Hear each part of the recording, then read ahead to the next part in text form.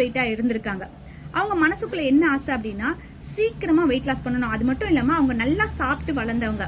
ஆனா இந்த சாப்பாடை கண்ட்ரோல் பண்ணணும் அப்படின்னும் பொழுது ரொம்ப கஷ்டம். இந்த சாப்பாடுலாம் கண்ட்ரோல் பண்ணாம எக்ஸசைஸ்லாம் இல்லாம எப்படி வெயிட் லாஸ் பண்ணலாம் அப்படின்னு தான் நிறைய இடங்களை சர்ச் பண்ணியிருக்காங்க.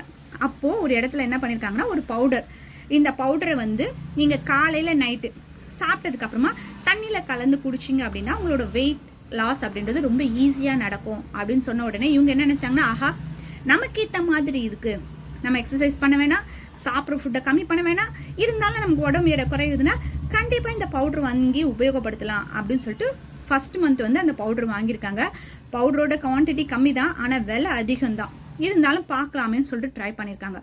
ஒரே மாசத்துல அவங்களுக்கு ஒரு 8 கிலோ வெயிட் நல்லாவே குறைஞ்சிருக்கு. ஒரே மாசத்துல இவங்க ஃபுட் எதுவுமே கண்ட்ரோல் பண்ணாம எக்ஸசைஸ் பண்ணாம ஒரு மாசத்துல 8 கிலோ குறைஞ்சிருக்கு. இவங்களுக்கு ரொம்ப சந்தோஷம்.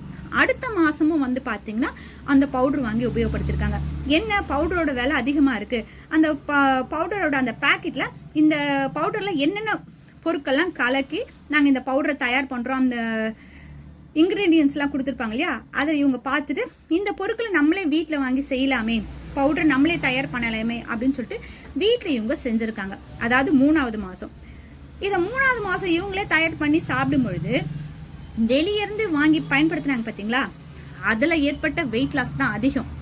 ஆனா இவங்க வீட்டில் அரைச்சு அந்த பவுடரை வந்து காலையில நைட்டு குடிக்கும்போது வெயிட் லாஸ் அப்படின்றது ரொம்ப கம்மியா நடந்திருக்கு.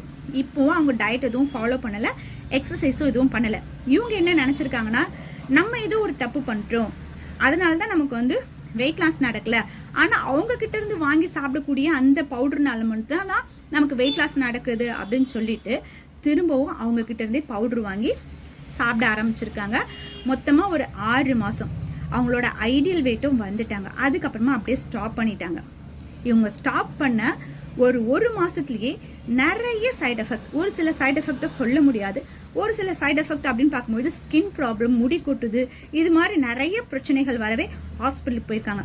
ஹாஸ்பிட்டலே வந்து பாத்தீங்கன்னா டாக்டரால சரியா வந்து இது ஏன் இப்படி வந்துச்சு அப்படின்றத கண்டுபிடிக்க முடியல. ஸோ ஒவ்வொரு விஷயமா நம்ம சால்வ் பண்ணலாம் அப்படின்னு சொல்லிட்டு அதுக்கேற்ற மாதிரி டேப்லெட்லாம் எழுதி கொடுக்கும்போது இவங்க எந்த அளவுக்கு வெயிட் குறைஞ்சாங்களோ அதே அளவு வெயிட் கெயினாவும் ஆயிடுச்சு.